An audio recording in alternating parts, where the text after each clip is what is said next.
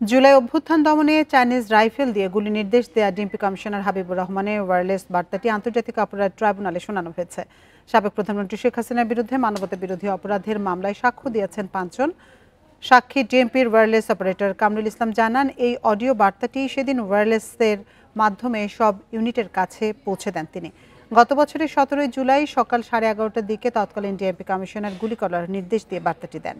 এদিকে আশুলিয়ায় ৫ মরদেহের সাথে জীবিত একজনকে পোড়ানো সহ ৭ জনকে হত্যার মামলায় চতুর্থ দিনের সাক্ষ্য গ্রহণ চলছে ট্রাইব্যুনাল ২-এ। এছাড়া উত্তরায় জুলাই অভ্যুত্থানে মানবতা বিরোধী অপরাধের মামলায় সাবেক মেয়র আতিকুল ইসলাম সহ ২১ জনের বিরুদ্ধে ২২ অক্টোবর তদন্ত প্রতিবেদন দাখিলের নির্দেশ দেওয়া হয়েছে।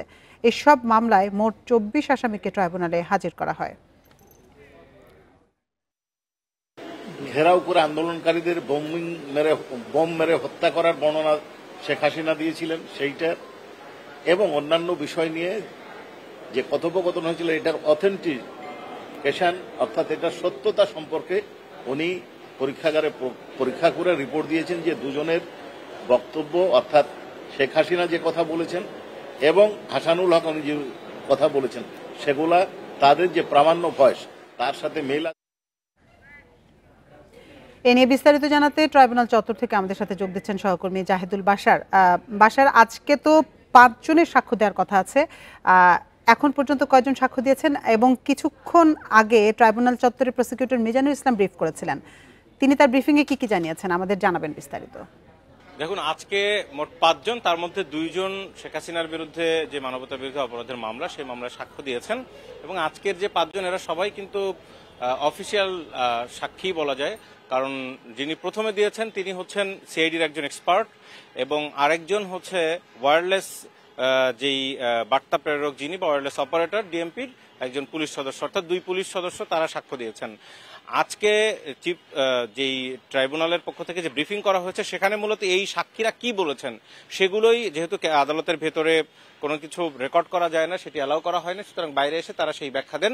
আজকে দেখুন, খুবই গুরুত্বপূর্ণ বিষয় এসছে শেখ হাসিনার বিরুদ্ধে যে অভিযোগ এবং তার যে ফোনালাপ যেটি পাওয়া গিয়েছিল, যে এরই মধ্যে বিভিন্ন খবরে এবং সামাজিক মাধ্যমে এটি ভাইরাল হয়েছে, তিনি তাপসের সাথে এবং ঢাকা বিশ্ববিদ্যালয়ের সাবেক যেই ভাইস চ্যান্সেলরের সাথে যে কথোপকথন করেছেন তার বক্তব্য পাওয়া গেছে যে তিনি লেথাল উইপেন ব্যবহারের কথা বলেছেন, হেলিকপ্টার থেকে বোমার কথাও তার হাসানুল হক ইনুর সাথে যে বক্তব্য এসছে সেটি শোনা গেছে, কিন্তু সেটি মাঠ পর্যায়ে কিভাবে বাস্তবায়ন করা হয়েছিল সেটির আজকে পুরোপুরি বর্ণনা এসছে। কিন্তু সাবেক ডিএমপি কমিশনার হাবিবুর রহমান যে ওয়্যারলেস বার্তাটি দিয়ে তিনি গুলির নির্দেশনা দিয়েছিলেন ডিএমপির সকল ইউনিট, সেই সময় আন্দোলনের দমনের বিভিন্ন জায়গায় যারা কাজ করছিল পুলিশের বিভিন্ন সদস্যরা তাদেরকে, সেই বার্তাটি যিনি সেদিন পৌঁছে দিয়েছিলেন ১৭ জুলাই ওয়্যারলেস অপারেটর কামরুল ইসলাম, পুলিশের একজন এএসআই, তিনি কিছুক্ষণ আগে এই ট্রাইব্যুনালে সাক্ষ্য দিয়েছেন। তিনি বলেছেন ১৭ জুলাই 11:30টার দিকে ডিএমপি কমিশনার, যার সাংকেতিক কল সাইন সেটি হচ্ছে ভিক্টর মাইক 1, তিনি অর্থাৎ ডিএমপি কমিশনার হাবিবুর রহমান তিনি বলেছেন যে সব ইউনিটকে জানমাল রক্ষা, সরকারি সম্পত্তি রক্ষায় লিলিং পজিশন, যেটি হাঁটু গেড়ে কোমরের নিচে গুলি করার নির্দেশনা দিয়েছেন। তিনি বলেছেন সর্বোচ্চ বল প্রয়োগ করতে হবে। তিনি ওই ওয়্যারলেস মেসেজ যেটি আদালতে শোনানো হয়েছে আমরা সেটি শুনেছি, তিনি সেখানে বলেছেন যে কোনোভাবে শতভাগ গুলির নির্দেশনা দেওয়া হচ্ছে, সেই বিষয়গুলো তিনি বলেছেন।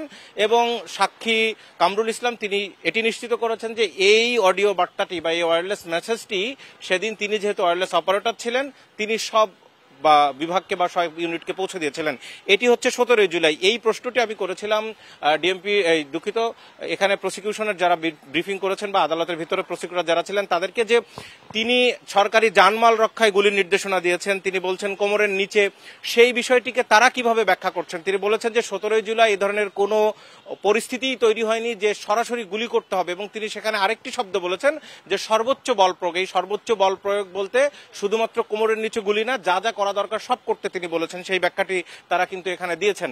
আরেকটি বিষয়, এটি ১৭ জুলাইয়ের ঘটনা, কিন্তু এর আগে এই আদালতে ৫ আগস্ট যখন শেখ হাসিনা গণভবন ছেড়ে যান, ক্ষমতাচ্যুত হন ৫ আগস্ট গণ অভ্যুত্থানের চূড়ান্ত ফল যেদিন, সেই দিনে কি ঘটনা ঘটেছিল তা নিয়ে এই আদালতে কিন্তু পুলিশের এর আগে এএসআইরা ব্যাখ্যা দিয়ে গেছেন, যারা দায়িত্ব পালন করেছিলেন ৫ আগস্ট সকালবেলা থেকে একেবারে বিকেল পর্যন্ত শেখ হাসিনা গণভবন ছাড়ার খবরের আগ পর্যন্ত চাঙ্কারপুলে সেখানের পুলিশ সদস্যরা বলেছেন যে ওই ৫ আগস্ট সকালবেলা শাহবাগ থানায় পুলিশ পুলিশ সদস্যদেরকে সরাসরি গুলির নির্দেশনা দিয়েছিলেন ডিএমপি কমিশনার। অর্থাৎ প্রসিকিউশন এই বিষয়টি নিশ্চিত করেছিলেন যে হাবিবুর রহমান তিনি একদিন নয় বিভিন্ন সময়ে বিভিন্ন ধাপে গুলির নির্দেশনা দিয়েছিলেন, যেটি সরকারের ঊর্ধ্বতন কর্তৃপক্ষ থেকে তিনি পেয়েছিলেন। ট্রাইব্যুনাল চত্বর থেকে সবশেষ তথ্য জানাচ্ছিলেন সহকর্মী জাহিদুল বাশার।